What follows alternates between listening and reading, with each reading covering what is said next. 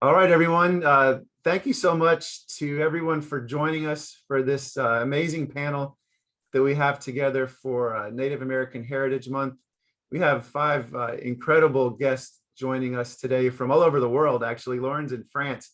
It's 7 o'clock at night there, and so excited that she could join us. My name is Andrew Maraniss, and I'm the Special Projects Director here at the Vanderbilt University Athletic Department in Nashville.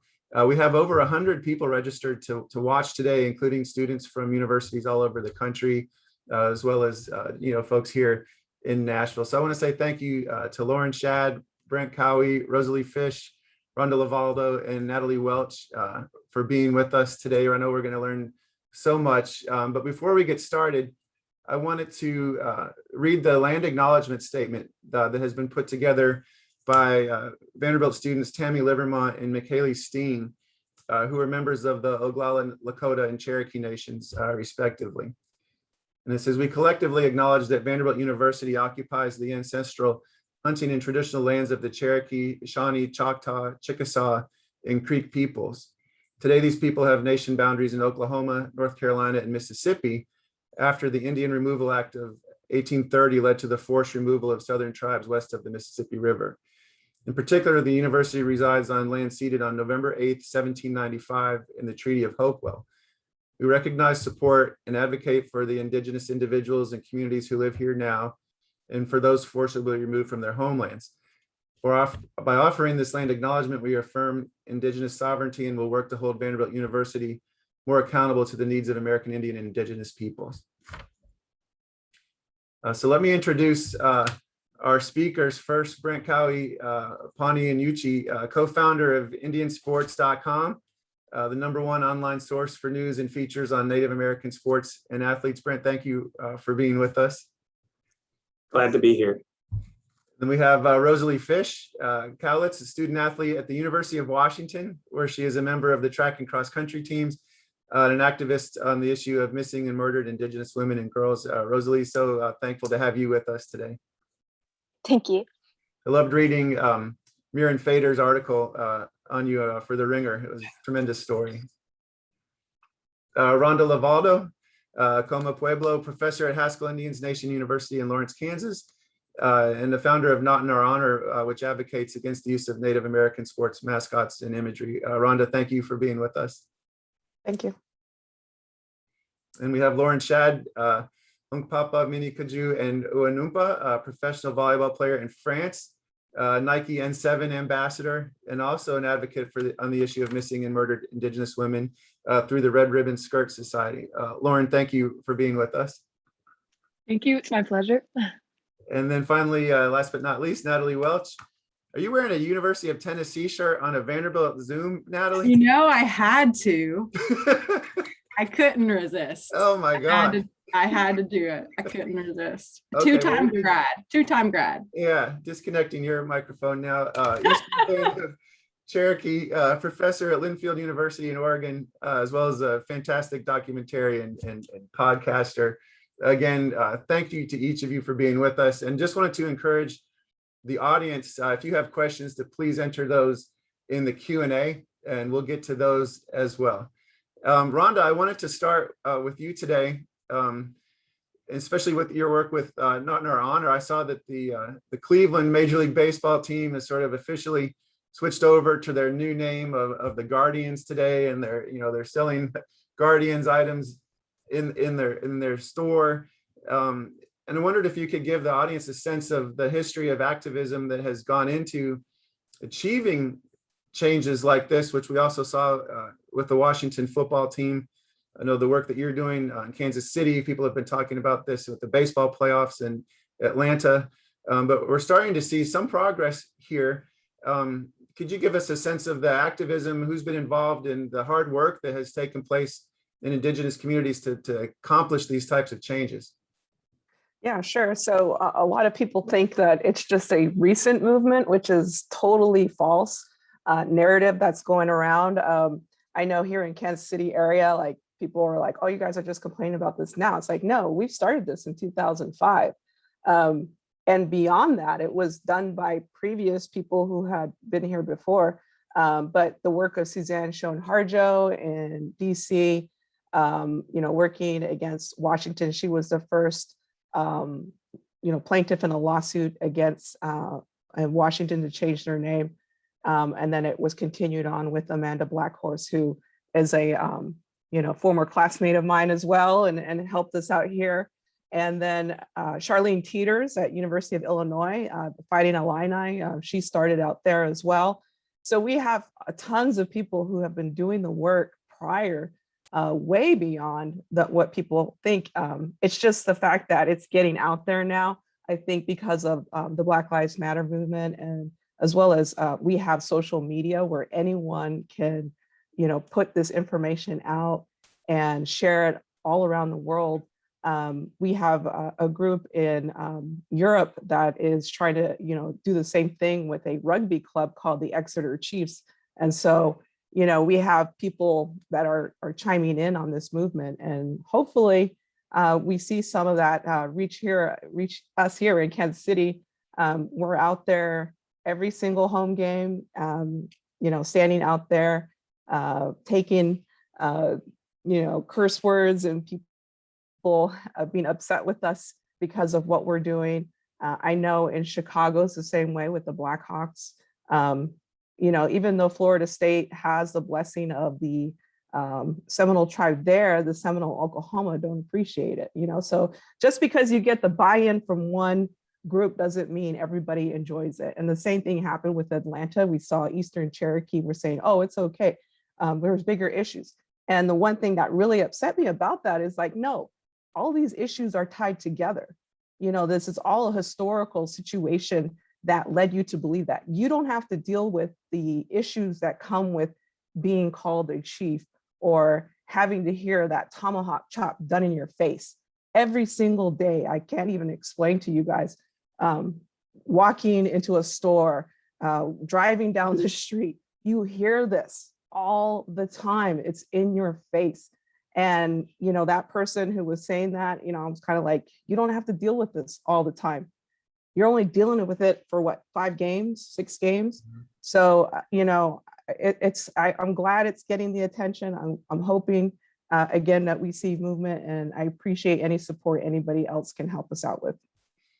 No, I just have to jump in because Rhonda, I'm Eastern Band, and I have come kind of full circle on this, and I was just honestly disgusted by the things that our chief said, and the idea, everyone's saying there's bigger issues, and it's like, no, this feeds into those bigger issues, dehumanization and the kind of erasure of women especially. And so I know there's several of us, even that's the thing, is like, even our tribes, we're not a monolith, and we don't all, but yeah, we're definitely, there's a group of us who are really fighting against that and trying to make sure that's doesn't happen. Because my whole thing is like, you should change your name, and you should also still do this work with our community. Like, you don't have to have a Native name to do the work in the community. And every professional team, every university, you have a Native community in your backyard. Like, you just have to go out and kind of find it and do that work. And you shouldn't have to have a team name to do that work and do your honoring that you're supposedly doing. I wanted to ask you about that, Natalie, because today the Atlanta Braves also announced they were having a Cherokee Tradition Day in their stadium, which seemed like interesting timing to announce that the same day as what was happening in Cleveland. The Braves being a franchise that really seems to have doubled down on their use of the name and the tomahawk chop in their stadium over the course of this season. What are your thoughts on a team that seems to be moving in the opposite direction? And also, what do you think is the most effective way to achieve change? Is it by pressuring sponsors, appealing to morality? Like, what matters? I think the morality hasn't worked, obviously. I think what we saw with the Washington football team was the sponsors that really drove that, and the kind of the great Black Lives Matter and the movement that came after the kind of the social justice movement. And unfortunately, so many people had to die for that to happen, and just for that little bit of change. And I think with Atlanta, I'm absolutely so again just disgusted. They're doing this, you know, they're actually going to do like stickball games on like the Saturday after Thanksgiving, and I'm just, there's so many people in my community that I know are just like completely torn on that. And you know, for me, it's the benefits to my tribe that they're getting is not greater than that, is nowhere near the harm that is being done to the greater overall society. And so I really am just going to continue to push. And we've talked, a lot of us that are opposing have talked about going after the sponsors and what we can do there. But it's almost, and I think you see this a lot with politics and kind of just how divided we are in a lot of things in this country, of like, it's almost like people want to do it more out of spite than anything, especially like the tomahawk chop. It's like they just want to, and when our tribe goes and does a video, people are like, oh yeah, chop on. And it's like, you're basically just giving them that permission. So there's definitely a lot of work to be done. And I've been saying from the beginning, like these teams, they need to actually hire Native individuals, not just consult them and pick and choose how they want to use, you know, the Native community. Mhm. Thank you.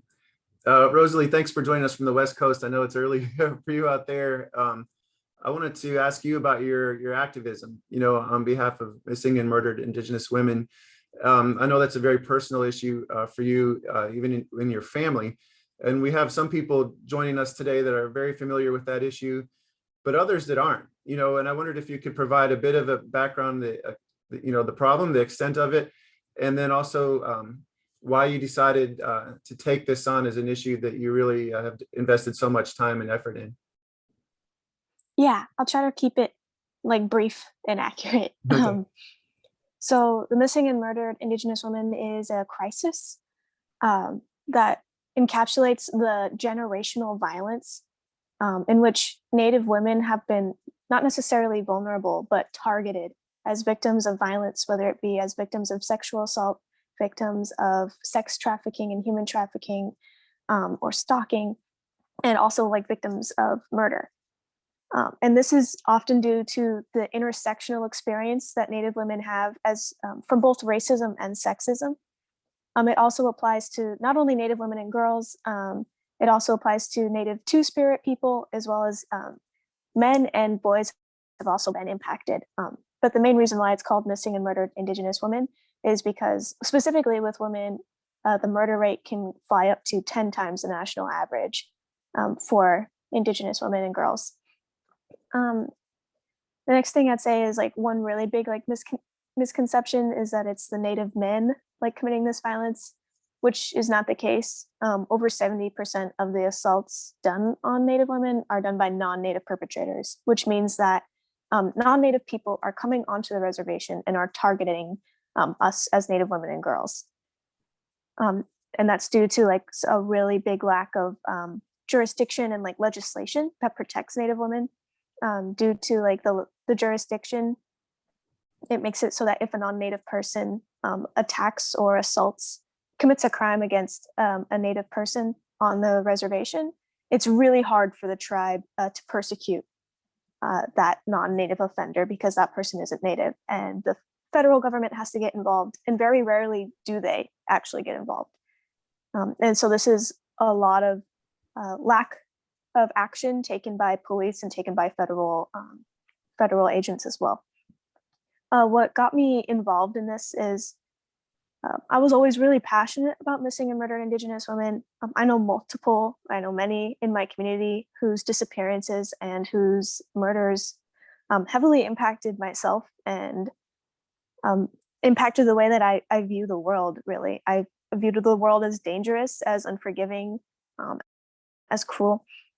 And it wasn't until Jordan Brings Three White Horses Daniel dedicated her 2019 Boston Marathon run to missing and murdered Indigenous women through like the red handprint and through the MMIW down her leg that I realized I could do something more with my running platform.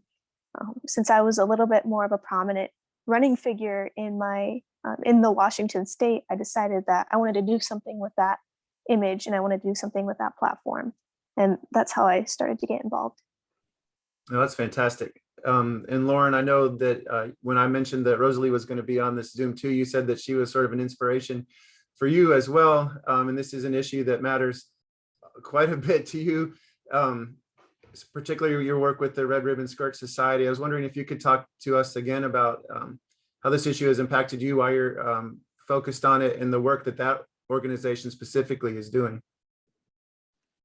Yeah, what was really cool was that, sorry, when I saw that Rosalie was going to be on the panel, I was really excited because I haven't fully got to tell her like full, like face to face, the kind of impact that she made with me and my activism and my sport.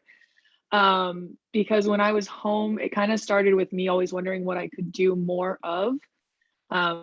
Because when I'm in France, it's a bit hard to get involved in like these marches and these protests and help try to change legislation from a really geographically difficult location. And so I actually saw Rosalie in her, I think it was your high school track meet, you wore the red handprint and MMIW, and I was like, wow, you can be an athlete doing your sport and still like find a way to advocate for something that you believe in. And so that's kind of actually what got me thinking, going into my season, like what can I do? Could I do something similar with MMIW when I'm playing in the match? And that's how mine kind of started. And coincidentally, at the same time, I had done a march in my hometown of Rapid City. And the Red Ribbon Skirt Society is a nonprofit organization out of there. And my mother knew the founder, Lily Mendoza, and they got talking about, it'd be really cool if Lauren could use her platform to also speak on MMIW, similar to how Rosalie Fish did. And we just started brainstorming ideas about how we could bring awareness on an international and global level rather than just kind of confiding still to the United States. And so it kind of gave me a really cool different way to activate or advocate. And with the Red Ribbon Skirt Society, so it is a nonprofit, and it works on healing spaces. So it's really making sure that families have resources after they've been impacted by this crisis. And so we have healing spaces for them to go to, resources, therapists, people that they can talk to and have a really, really safe space to be in. And then on the other side of it, they are also trying to work to change legislation and to create a more accurate database on how to keep up with these people and how to know their story. Because I think, you know, you hear their name once and then it's kind of never mentioned again if you do hear about it the first time. And so we want to make sure that we're keeping up to date about if someone's found, if they're still missing, if they're still actively searching for somebody. And they're creating a network within different states internationally in the United States and hopefully Canada to create that database so that there's more accessible resources and information for people looking to help and get involved. Oh, that's great. And so everyone can look up that site and learn about ways that they can support the effort. Brent, I wanted to ask you, here we are talking about a number of social issues. Your site covers those issues, but also just the athletic accomplishments of Native American athletes. And could you talk about the inspiration to start indiansports.com and the types of stories that you're looking to cover there? Yeah, certainly. First of all, I just want to think it's an honor to be amongst all these great ladies here. They're not recent advocates, they've been longtime advocates for all these issues. It's nothing new to them. That's why they speak so passionately about it.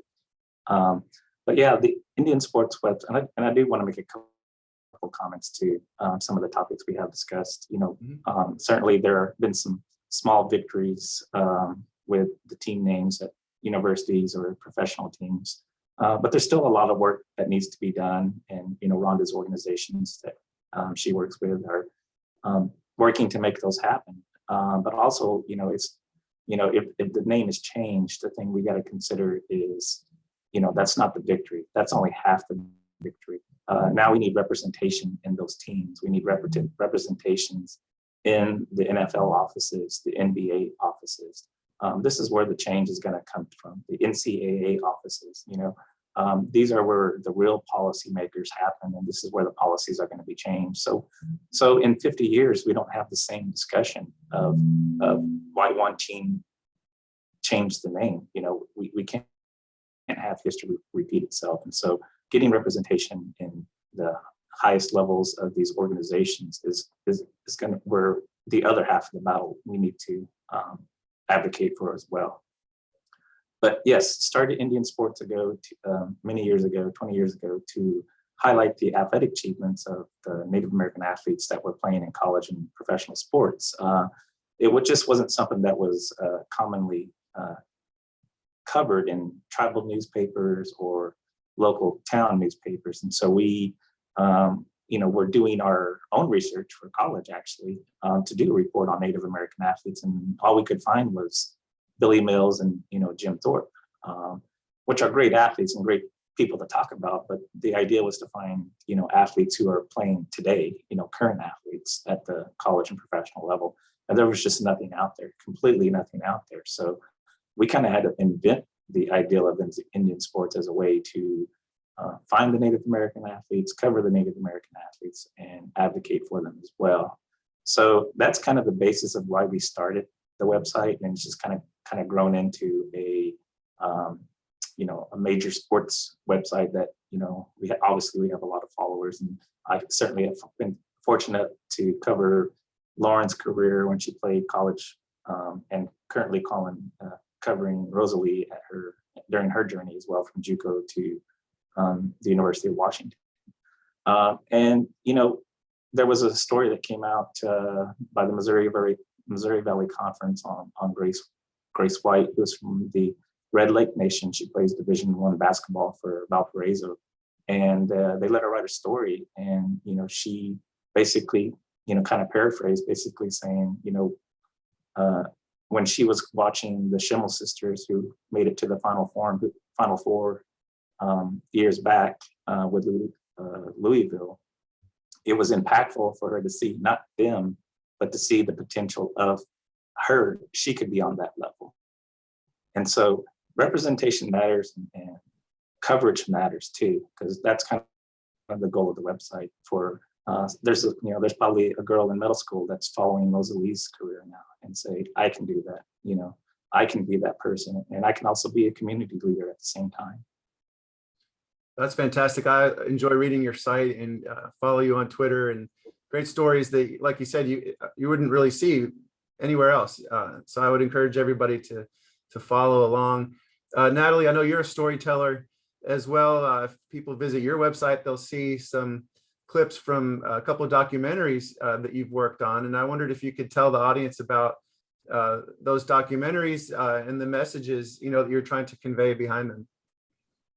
Yeah, for as long as I can remember, I, grew up in a very tight-knit family, and my grandpa and my grandma, my mom's parents, were specifically so passionate, and they were kind of the storytellers who really imparted on me a lot of my knowledge. And my grandpa especially was so passionate about sport, and I always joke, like, I was never a good athlete. I played sports in high school, and was helped out with stuff at Tennessee, but I was never a high caliber athlete. I like to think I'm a pretty decent runner now, but yeah, so for me, and what I always loved about sport was the story behind the athlete. And I think that it goes so well with what we all, I think, love about sport. And for every Native athlete I've been lucky enough to kind of come across, like, they have usually such inspiring stories. And I wrote my dissertation particularly about how Native athletes have this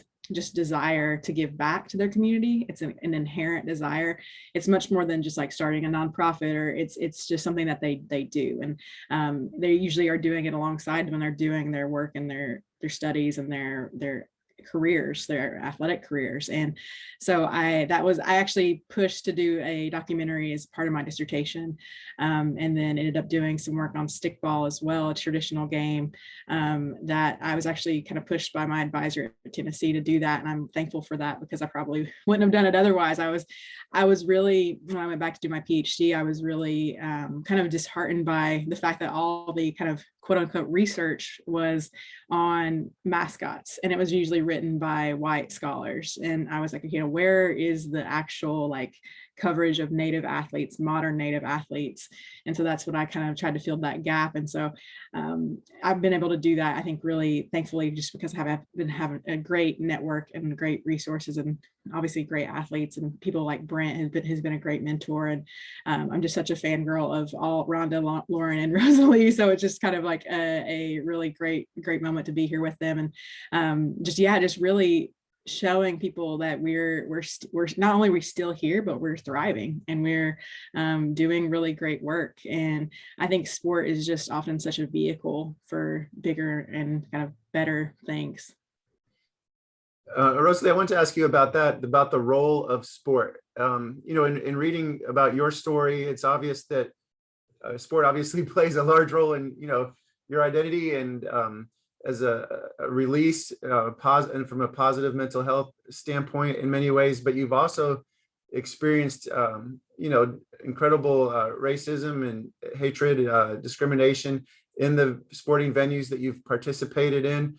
How do you assess the meaning of sport to you from both perspectives? Thank you for that. I think whenever I would get especially stressed, with all of that pressure, the discrimination, and feeling like even more so, I need to do better, not because like for a moment I wanted to do better, but because there was all of this negativity around me. Like I felt like I had to prove it wrong. And whenever I started to feel like that, I would always remember what brought me back, or what started me into running in the first place. And it was the way that it made me feel empowered, and how powerful I felt when I would cross the finish line for like a mile, and I'm having people come up to me and be like, I would never run a mile, but I just crossed the finish line and I ran it kind of fast. And having things like that reminded me like I can do things that are impressive, and I can do things that are hard. And I can do them in a Muckleshoot Tribal School uniform. And so it was those things that really would kind of like ground me whenever I felt overwhelmed with like the discrimination. And luckily I had a pretty feisty coach in high school. And anytime anything kind of passive aggressive, any microaggressions that happened to me, he would just kind of fire them right back. And in a way that made me feel powerful. And I can always hear his voice in the back of my head now, whenever somebody is like, wow, like a Native runner, and like, I'm surprised to see you here. I still get that sometimes, like at the University of Washington, like I'm surprised to see a Native athlete, or, they usually say like an Indian athlete, at this level. And I just remember my coach in the back of my head, like they're scared of you.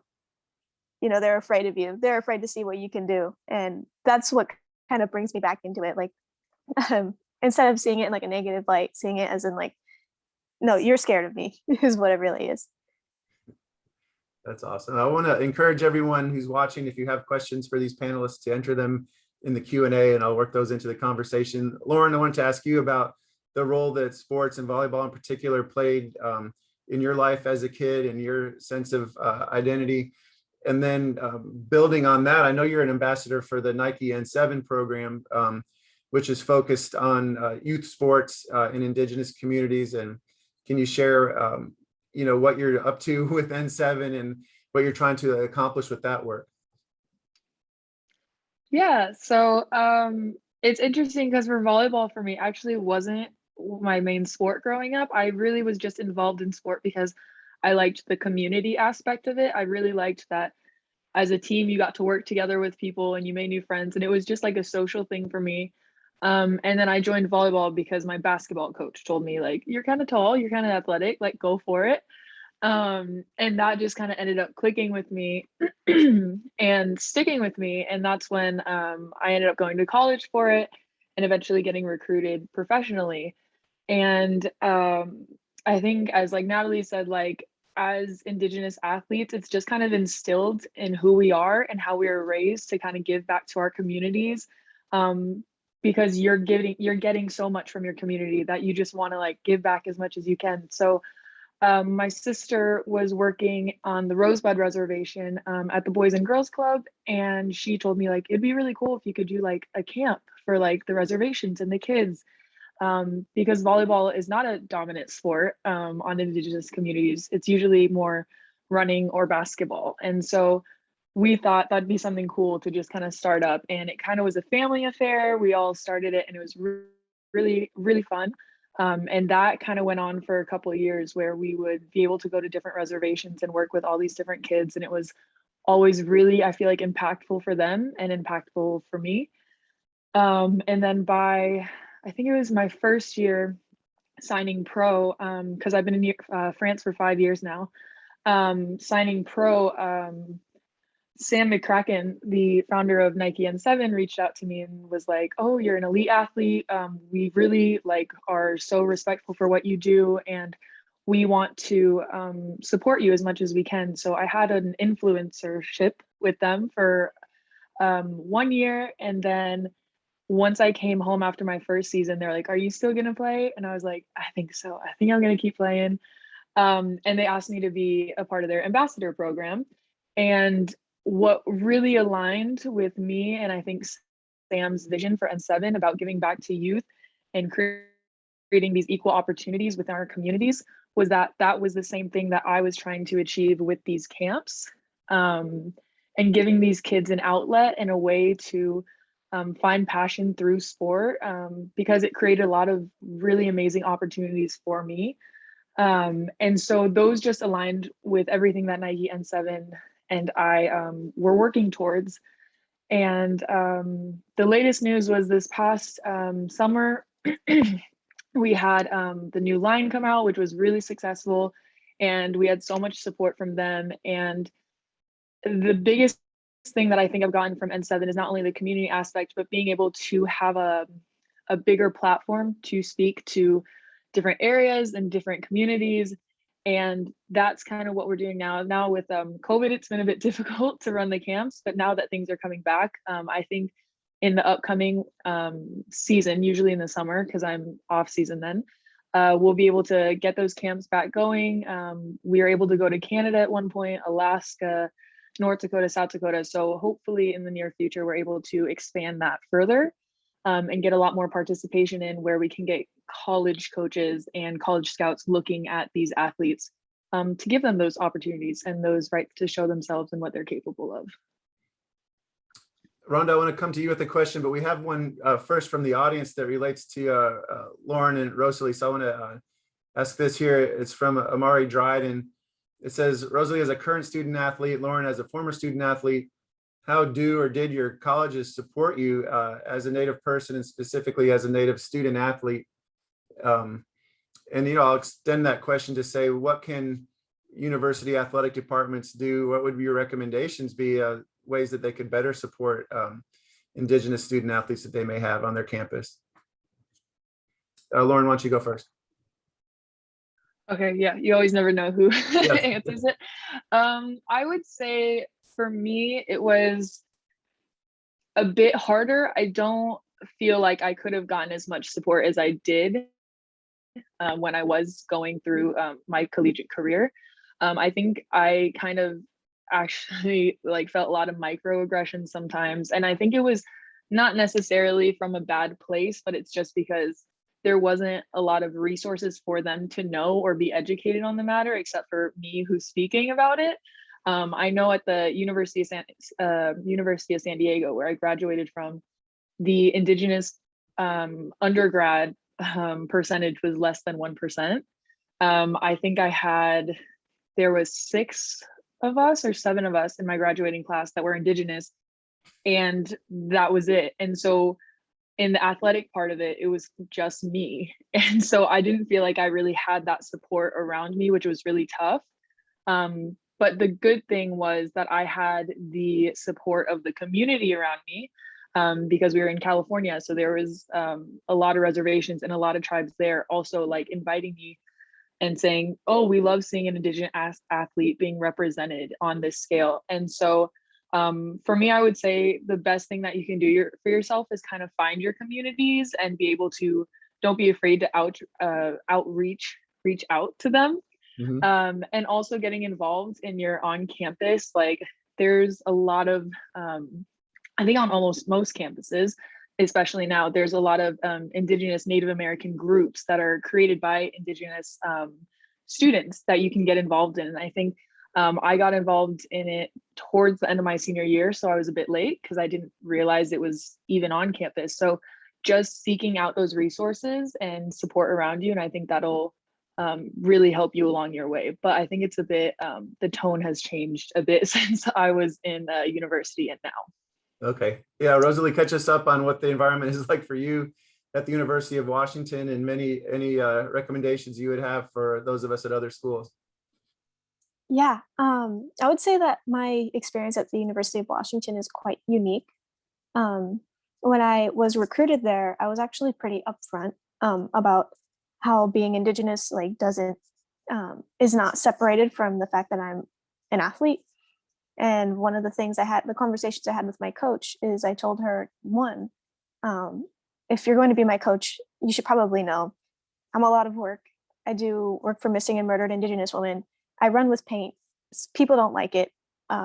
And we're going to have to go against these opinions. We're going to have to fight them. We're going to have to try if you still want to be my coach. And number two, the reason I want to go to the University of Washington is to represent the 29 tribes that have impacted me growing up in this state.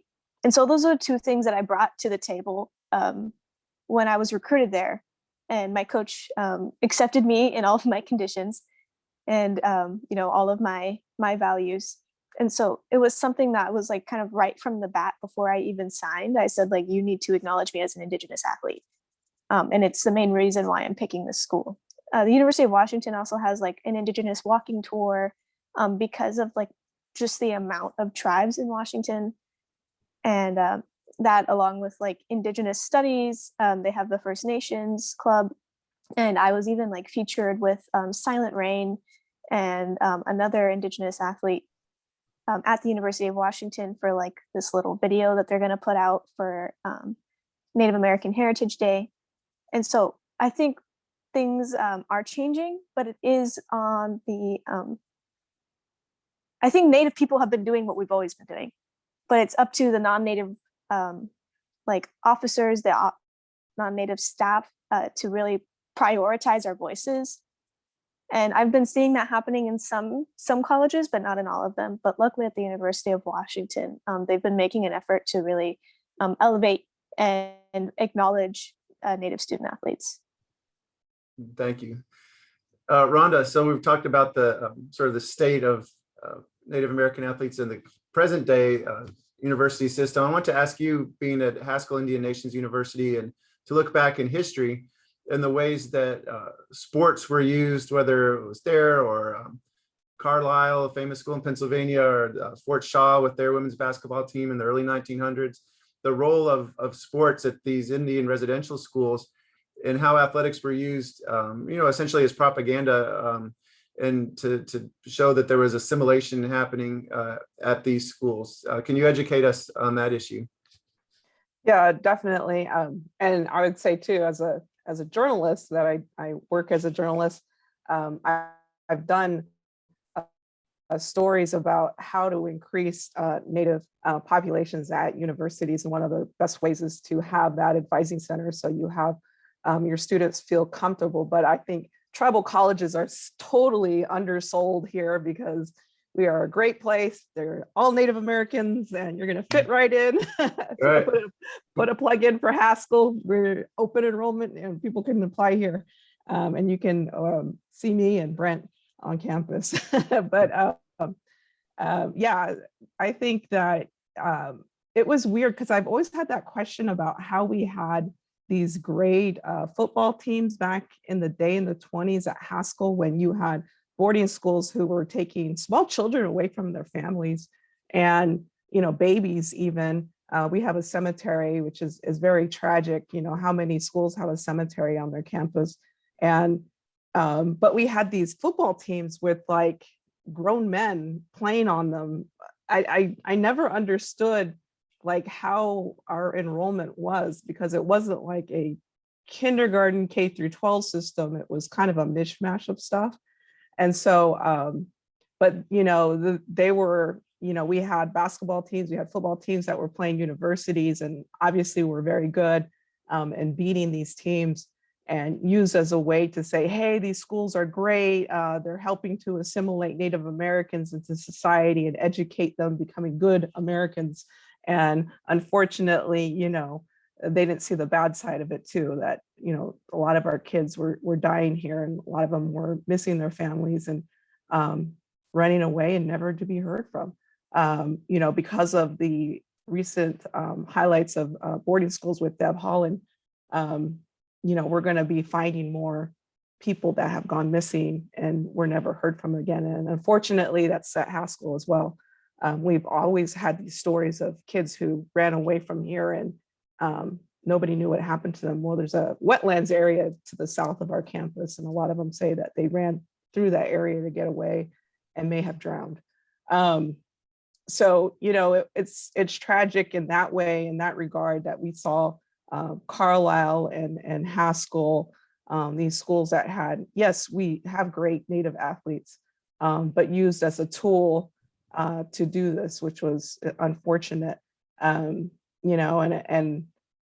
hopefully, now we've changed that narrative at Haskell. We want our students to excel, whether they're athletes or just students. We still have these programs where they can do both things and become, and we have a lot of great athletes that come out of Haskell and become leaders within their communities as well. I just think of all the students in my class that I've been able to work with, and it really is exciting to see that. I'm a former college athlete myself. I was a runner, but yeah, it was. I know the impact of sports and how it binds all of us, regardless of race, regardless of religion, regardless of who we are, and it binds people together to become one. Unfortunately, in Kansas City, I can't be a part of that. And that's what I would love to be a part of. I would love to support that team, but I can't do that. And that's what they're missing out from all of us that can't do that. Mm-hmm. Brent, Rhonda mentioned, changing the narrative. And I know one thing you're focused on with your site is, what's next to the future of Native American sports. What would you say to the audience about what we should be looking for, the issues that maybe, presenting themselves in the near future, or even the athletes that are coming up next, that we might be interested in following? Yeah, certainly there's always a batch of athletes that come out I remember following Lauren in college, and I can't believe you said that was 5 years ago now. That felt like, just last year, I remember covering Rosalie when she was in high school, and, she's already going to be like her third year in college, right? So, for me, time goes so fast with these Native American athletes, as I'm typically the only person that's covering their successes on and off the court or whatnot. But, the future certainly has to change. The universities, whether intentionally or not, have created spaces that aren't successful for Native Americans, when literally 70% of the universities in the United States receive their lands from Native American tribes. Land acknowledgements are exactly what that means. It's like, we have a university because the government took the lands and sold it so they could start a college there. That's what a land grant institution is. And most of the universities in the United States are land grant institutions. So the future is not just more athletes. The future is we're in the NFL offices. We're in the management NBA offices. We're becoming a part of, like, for example, African-American coaches, number than less than 5% in the NFL and so on and so forth. But over 95% of the players are African-American. It's the same thing. We all need representation. We all need different perspectives. And I think that's what in the future, beyond creating more, I shouldn't say creating, but more athletic and successful athletes, we need also successful administrators. We also need CEOs. We also need coaches and everything that's associated with the sports industry. And I think that's what we're working towards, I'm working with Natalie on some other people to help drive and open those type of doors and opportunities for the next generation. It won't be me stepping through administrator or CEO. It's going to be people like, Natalie and Lauren that will have those opportunities. So I think as far as future athletes, I mean, that's like an everyday thing for me. I'm always trying to find the next Rosalie, the next Lauren, and it's tough out there. There's no magic wand or there's no magic database to go to. And you just can't go to McDonald's All-American website and say, give me the top 10 Native athletes from the state. That's data like that doesn't exist. Indian sports had to find a way to find that data since we've been doing it so long. People come to us now, which makes it great. I don't have to go out and spend a lot of time trying to find this data. People are providing it directly to us now. So, as far as anything, for any sport, it's tough to cover everything. I try to cover as much as I can, but there's 574 tribal nations. It's just not going to happen. But there's always great talent. I'm always looking to find them and cover and give them the exposure they need so they can excel at the next level. But right now, I can't think of anybody off the top of my head. No, that's terrific. And, discovering these stories and providing a platform for people to tell their stories. It's important work that you're doing. Natalie, you're doing the same thing through your documentaries and also through your podcast. And I was wondering if you could, share with the audience. I know we'll have a number of people who would probably love to listen to some of those interviews, but give us a couple of examples of Indigenous athletes or leaders that you've talked to on your podcast and the types of stories you're telling there. Yeah, absolutely. So I've been really lucky. And I joke that it's very much a res podcast because I'll have like 2 episodes, like a month and like a couple weeks in a row, and then it will go like 3 months without anything. But it's very kind of sporadic at times. But I've really gotten to have a variety of folks. Someone else that Brent and I are working with, Dr. Nicole Bean at University. She's out now at University of Oklahoma over DEI efforts there, but she was a college athlete herself. Elise Allie Joseph, who I think is on the call as well, who was a tennis star and really inspired. When I was doing my research, she was the only Native athlete that had actually written a dissertation around Native sports that had existed. So that, we instantly connected. People like Drew Buffalo up in Canada who are doing great work in hockey. I've really been awakened to a lot of stuff that's happening up in Canada too with their Indigenous peoples, and I think we have a lot of the similar kind of battles and similar kind of initiatives that we want to work on. So really trying to bridge that, make a bridge and build some bridges with the folks up in Canada as well, and Alaska and Hawaii. And I'm really lucky here at our institution. We have a really big Hawaiian population of students, and so connecting with them and kind of connecting with the Polynesian culture, and so that's been really great as well. But yeah, I just really want to give a platform to all these people that I see doing this great work, like Lauren, Rhonda, Brent, Rosalie. Brent's been on my podcast several times. And so, yeah, just really giving these people a platform in another way. And I think I love that we have almost a network now of podcasts, of these platforms that we can share these stories and kind of all rotate and be around on each other's platforms. And then like the work too, that Nike and some of the brands, is it Rosalie, is it Brooks running? Yeah, but that was more just like a feature. Yeah. Technically, yeah, it's Adidas, yeah.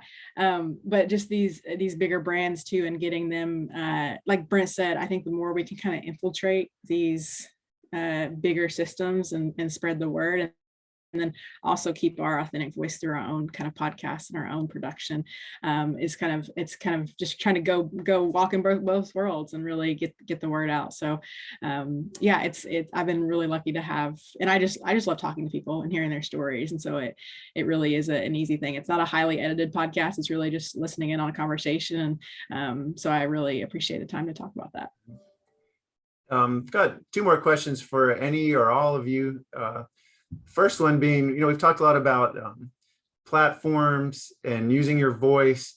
We have a number of students on the call today, Native American students. And I was curious if any of you had advice on how you found your voice, how you translate that into action, how you persevere against the challenges that confront you as you're trying to become an advocate on an issue and you're maybe facing resistance to that.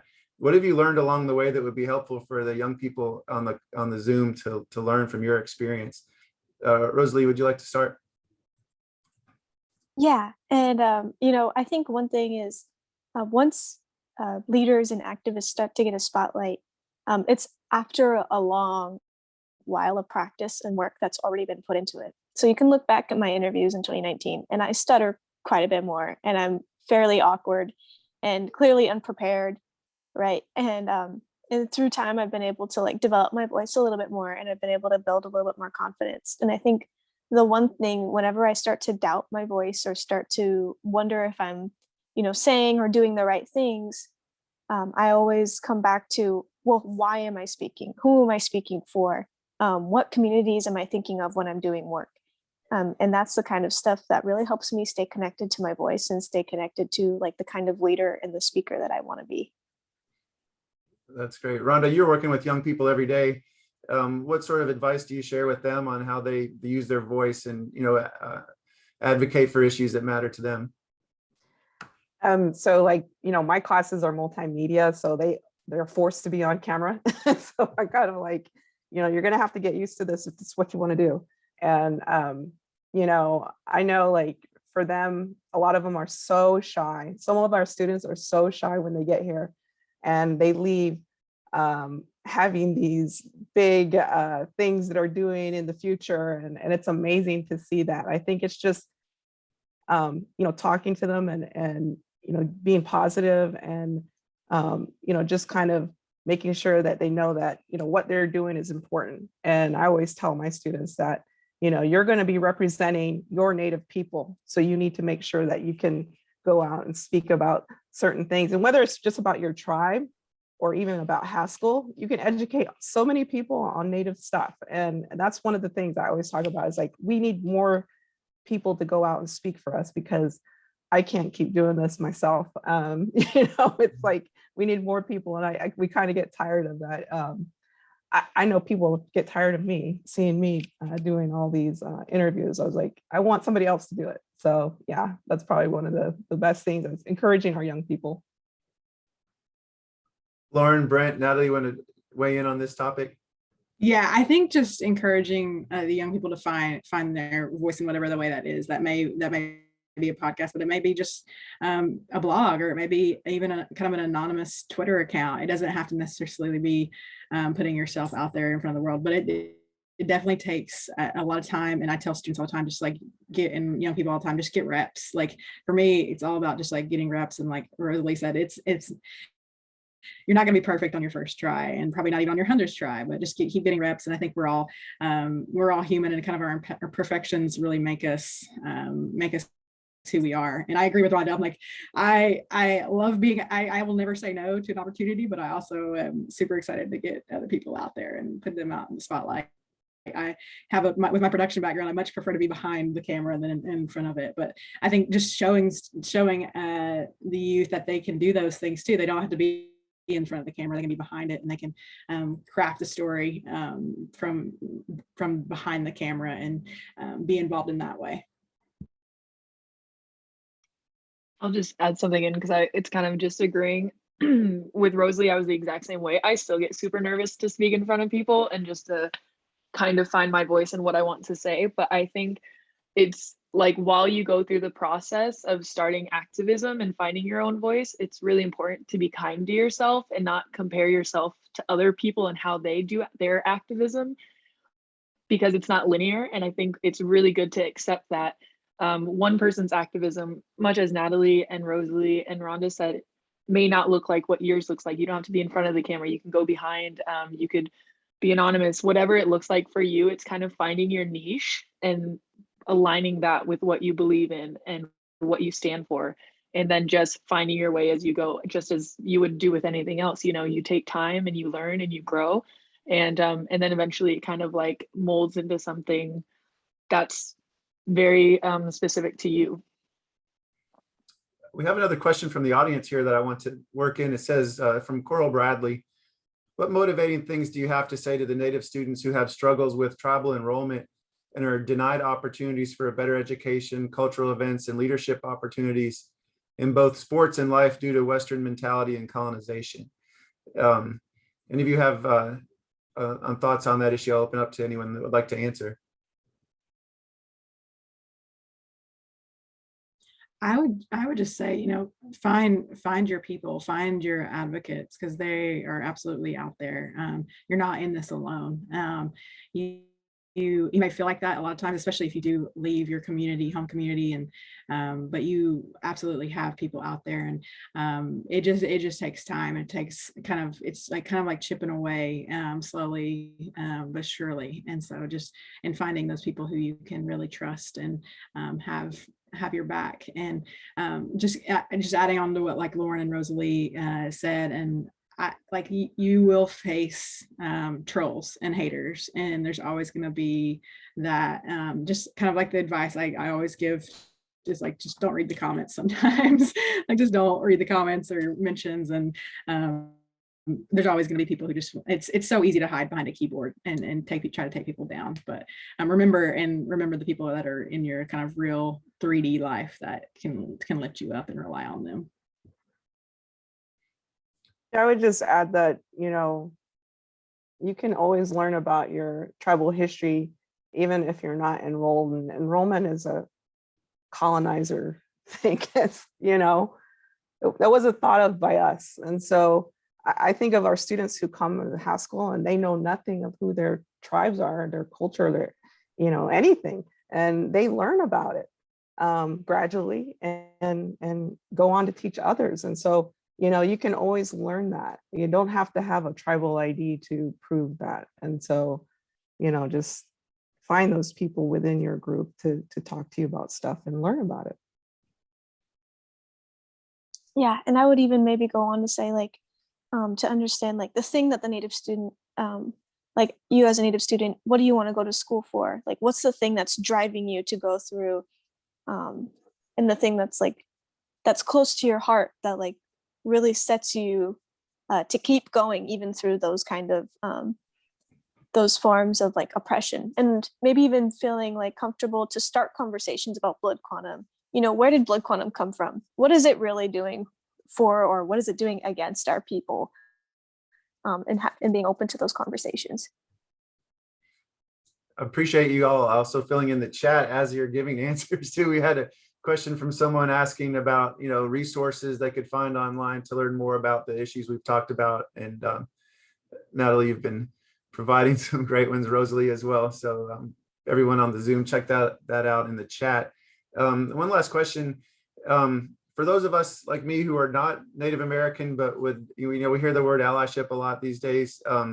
What can non-natives do to support Native American people in their community? Or even if sometimes it's hard, you know, at Vanderbilt University, it's not like there's a ton of Native American students on this campus, but you would like to support the ones that are here, or get involved in these issues. Like the tomahawk chop is something I would love to see ended, you know, at a Major League Baseball stadium. I hated when my kids were exposed to that a couple months ago. What do you recommend as the most effective ways that non-natives can get involved in these issues and support the work that you are doing? Well, we have our, I'll put our website on. We have a petition people can sign and share, you know, but everyone always asks kind of like the background of everything that we do. And so we post all of the articles. So if people want to learn more about the background to everything, they can always go through those articles and read them.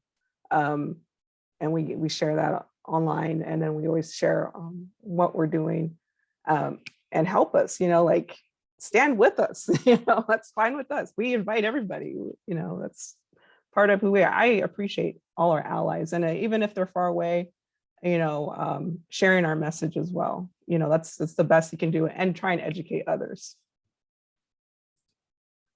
I would just go on off of Rhonda's. I think education is a really key component to being a good ally. It's not, I mean, of course, it's great to sign petitions and show up for marches, but you should have kind of that history and back end of things of like, why am I marching? Why am I signing this petition? Like, make sure that you're educating yourself and not just also turning to Indigenous voices to give you that information. Especially with the internet and everything these days, like information is very accessible. And much as like Natalie, Brent, Rhonda, Rosalie, all these people are sticking up for what they believe in, those resources are even more readily available to find online, and making sure you're doing the education part of it. And then after, even something as simple as allowing that dialogue to be opened within your friend group. If you hear something or if something is wrong, just allowing yourself to start that conversation based on what you've taught yourself and how you've educated yourself. And I think opening that dialogue is a really, really big component on getting other allies and bringing more community and support around the Indigenous movements and advocacy. Wonderful. Well, we're up against our 1 hour. This has been an amazing conversation. We've had some really nice comments in the chat from people who are so impressed with everybody here today. I appreciate all of you taking the time to be a part of this. I understand it's Native American Heritage Month, and sometimes it can almost feel hypocritical just to have an event like this during that month. And so hopefully we'll continue to do these types of events throughout the entire year and elevate these voices the entire year, not just in November. But you've done us all a service by educating us here today and providing inspiration for all the viewers and listeners. So thank you for what each of you do, and continued good luck, and more great comments coming in here on the chat. Yeah, and I just want to add, Andrew, too. This is a great opportunity with Thanksgiving break to coming up for people to educate themselves and their kids. I'm sure many have probably been sent home with some of the, the Indian feathers for Pilgrims and Indians Thanksgiving. So just use that opportunity to kind of decolonize your Thanksgiving and rethink what it means. We're all about being thankful, but also knowing the history and what that means. Appreciate the opportunity. Oh, thank you. Thanks again to all of you, and have a great weekend. And thanks for joining us, everybody. Take care. Thank you. Thank you.